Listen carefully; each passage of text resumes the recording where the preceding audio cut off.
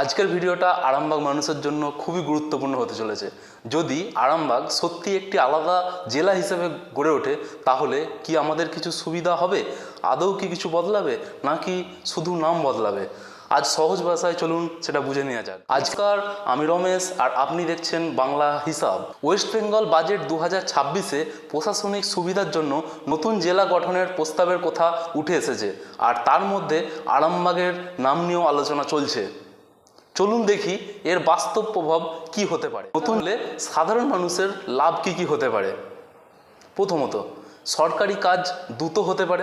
আজ অনেক কাজের জন্য হুগলি সদর বা দূরে যেতে হয়।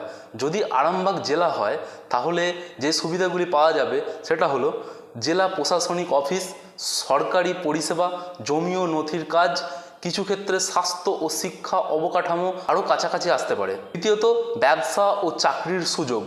একটা নতুন জেলা মানে শুধু মানচিত্রের বদল তা নয়, এর মানে হতে পারে নতুন সরকারি অফিস, স্থানীয় ব্যবসার চাহিদা বৃদ্ধি, রাস্তা ও অবকাঠামো উন্নয়ন, ছোট ব্যবসা ও পরিষেবা সেক্টরের সুযোগ। বাজেটে কর্মসংস্থান ও উন্নয়নের কথাও বলা হয়েছে। তবে একটা কথা, জেলা হওয়া মানেই যে সব সমস্যার সমাধান সেটা কিন্তু নয়। আসল বিষয় হবে উন্নয়ন কত দ্রুত হয়, সুবিধা কতটা মানুষের কাছে পৌঁছায়, সেটাই দেখার বিষয়।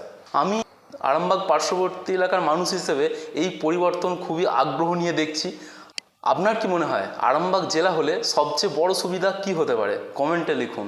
আর ভিডিওটি ভালো লাগলে একটা লাইক করে দেবেন, আর এই ধরনের ভিডিও পেতে চ্যানেলটিকে অবশ্যই সাবস্ক্রাইব করে দেবেন। দেখা হচ্ছে পরবর্তী ভিডিওতে। ধন্যবাদ।